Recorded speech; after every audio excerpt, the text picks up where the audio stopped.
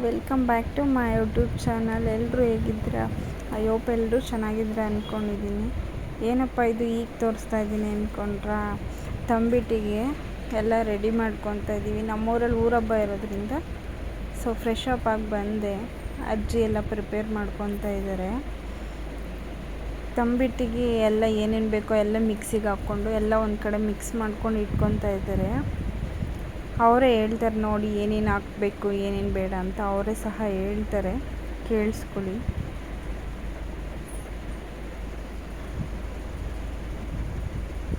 ಏಲಕ್ಕಿಕಾಯಿ, ಕೊಬ್ಬರಿ, ಇದು ಕಡಲೆ, ಇದು ಕಡಲೆ ಬೀಜ,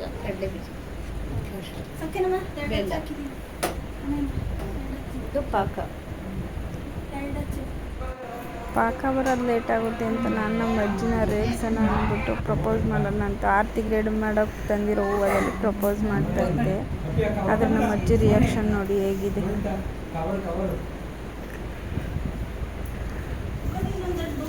ಐ ಲವ್ ಯು ಟು ಅನ್ನು ಬೇಡ ಕಾಣಿಸ್ತಾರ.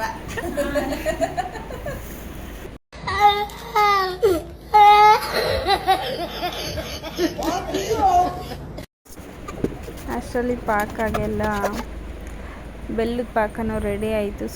ತಂಬಿಟ್ಟಿಗೆಲ್ಲ ಮಿದ್ಯಾನ ಅಂದ್ಬಿಟ್ಟು ಅಮ್ಮ ತೊಗೊಂಬಂದು ಪಾಕನ ಸ್ವಲ್ಪನೇ ಹಾಕಿ ಮಿದಿಯೋ ಥರ ಇದು ಮಾಡ್ತಾರೆ. ಯಾಕೆಂದರೆ ಒಂದೇ ಸಾರಿ ಹಾಕಿ ಮಿಕ್ಸ್ ಮಾಡೋದ್ರಿಂದ ಪಾಕ ಕ್ಲೀನಾಗಿ ಬಂದಿರೋದು ಶೇಪ್ ಕರೆಕ್ಟಾಗಿ ಕೂರ್ಸೋಕ್ಕಾಗಲ್ಲ. ಬಿಸಿ ಇದ್ದಾಗಲೇ ತಂಬಿಟ್ಟನ್ನ ರೆಡಿ ಮಾಡ್ಕೊಳ್ಬೇಕಾಗುತ್ತೆ. ಅದಕ್ಕೆ ಸ್ವಲ್ಪನೇ ಹಾಕ್ಕೊಂಡು ಮಿದ್ಯೋದಕ್ಕೆ ರೆಡಿ ಮಾಡ್ಕೊತಾ ಇದ್ದಾರೆ. ನಾನು ಅಷ್ಟರಲ್ಲಿ ದೇವ್ರ ಪೂಜೆ ಮಾಡೋಣ ಅಂತ ಎಲ್ಲ ದೇವ್ರ ಫೋಟೋ ಎಲ್ಲ ಹೂವು ಎಲ್ಲ ಹಾಕಿ ನಾನು ಈ ಥರ ಡೆಕೋರೇಷನ್ ಮಾಡಿದ್ದೆ. ದೇವ್ರ ಮುಂದೆನೇ ಕೂತ್ಕೊಂಡು ತಂಬಿಟ್ಟಿಗೆಲ್ಲ ರೆಡಿ ಮಾಡ್ಕೊಳ್ತಾ ಇದ್ರು ಇವರು. ತಂಬಿಟ್ಟೆಲ್ಲ ಒಂದೊಂದೇ ಮಿದ್ದಿ ಸೈಡಿಗೆ ಇಡ್ತಾಯಿದ್ರು. ಆದರೆ ನಮ್ಮ ಅಜ್ಜಿ ತಂಬಿಟ್ಟು ಮಾಡಿದ್ರೆ ಪರ್ಫೆಕ್ಟು. ಎಷ್ಟು ಚೆನ್ನಾಗಿ ಮಾಡ್ತಾರೆ ಗೊತ್ತಾ ನಮ್ಮ ಅಜ್ಜಿ. ಆದರೆ ನನಗೆ ಮಾತ್ರ ಬೈತಾಯಿದ್ರು, ಏನು ವೀಡಿಯೋ ಮಾಡ್ಕೊಂಡೇ ಇರ್ತೀಯಾ ಇಲ್ಲ ತಂಬಿಟ್ಟು ಮಾಡ್ತೀಯ ಅಂತ. ನಾನು ನೀನು ಯೂಟ್ಯೂಬಿಗೆ ಹಾಕ್ತೀನಿ ಸುಮ್ಮನಿರು ಅಂತೇಳಿ ನಮ್ಮ ಅಜ್ಜಿನ ರೇಗಿಸ್ಕೊಂಡು ಕೂತ್ಕೊತಾ ಇದ್ದೆ. ಅದಕ್ಕೆ ಏನು ಹಾಕ್ಬೇಡ ಸುಮ್ಮನಿರು ಅಂತ ಎಲ್ಲ ಹೇಳ್ತಾಯಿದ್ರು. ಏನು ಫೇಮಸ್ ಆಗಲ್ಲ ಸುಮ್ಮನಿರು ಅಂತ ನಾನು ರೇಗಿಸ್ಕೊಂಡು ಮಾತಾಡ್ಕೊಂಡು ಕುಂತಿದ್ವಿ. ಬಟ್ ನಮ್ಮೂರಲ್ಲಿ ಆರತಿ ಹೋಗೋದು ಮಧ್ಯರಾತ್ರಿ 2 ಗಂಟೆ 3 ಗಂಟೆ ಆಗಿರೋದ್ರಿಂದ ಟೈಮ್ ಆಲ್ರೆಡಿ ಆಗೋಗ್ಬಿಟ್ಟಿದೆ. ಒಂದೊಂದೇ ತಂಬಿಟ್ಟನ್ನ ರೆಡಿ ಮಾಡ್ಕೊತಾ ಇದ್ದಾರೆ ನೋಡಿ. ಈ ಥರ ಕ್ಲೀನಾಗಿ ಮಿದ್ದಿ ಮಾಡೋದ್ರಿಂದ ಗಟ್ಟಿ ಬರ್ತವೆ, ಬಿರುಕು ಬೀಳೋದಿಲ್ಲ. ಅದಕ್ಕೋಸ್ಕರ ಬಿಸಿ ಪಾಕ ಹಾಕಿನೇ ಮಾಡಬೇಕು ನೋಡಿ. ನಮ್ಮ ಅಮ್ಮಂಗೆ ಶೇಪ್ ಕೊಡೋಕ್ಕೆ ಬರ್ತಾಯಿಲ್ಲ. ಆದರೂ ನಮ್ಮ ಅಜ್ಜಿ ನಮ್ಮಮ್ಮ ಮಾಡಿರೋದನ್ನ ಇನ್ನೂ ಒಂದೊಂದ್ಸರಿ ಶೇಪ್ ಕೊಟ್ಟು ಮಾಡ್ತಾಯಿದ್ದಾರೆ.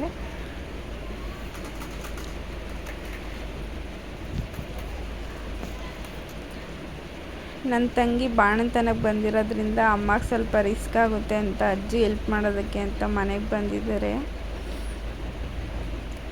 ನೋಡಿ ನಮ್ಮ ಅಜ್ಜಿ ಎಷ್ಟು ಚೆನ್ನಾಗಿ ಶೇಪ್ ಕೊಡ್ತಾ ಇದ್ದಾರೆ.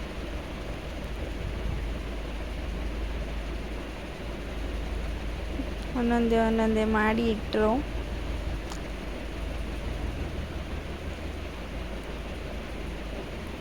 ನೋಡಿ ನಮ್ಮ ಅಜ್ಜಿ, ನನ್ನ ಡಾರ್ಲಿಂಗ್ ಇವರು.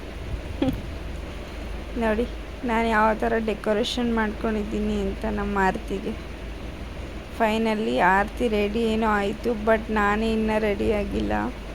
2:30 ಆಯಿತು ಟೈಮು. ರೆಡಿಯಾಗಿ ಬರ್ತೀನಿ. ಫೈನಲಿ ಈ ಥರ ರೆಡಿಯಾಗಿದ್ದೀನಿ.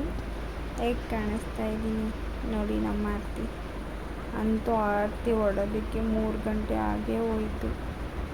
ಅಲ್ಲಿಂದ ಕ್ಲಿಪ್ಪಿಂಗ್ಸ್ ತೊಗೊಳಕ್ಕಾಗಲಿಲ್ಲ. ಬರೀ ಆರತಿ ಫೋಟೋಸು ನನ್ನ ಫೋಟೋಸ್ ತೊಗೊಂಡೆ. ಆರತಿ ಎತ್ಕೊಂಡಿದ್ದವ್ರದ್ದೆಲ್ಲ ಕ್ಲಿಪ್ಪಿಂಗ್ಸ್ ತೊಗೊಳಕ್ಕಾಗಲಿಲ್ಲ. ವಿಡಿಯೋ ಇಷ್ಟ ಆದರೆ ಸಬ್ಸ್ಕ್ರೈಬ್ ಮಾಡ್ಕೊಳ್ಳಿ.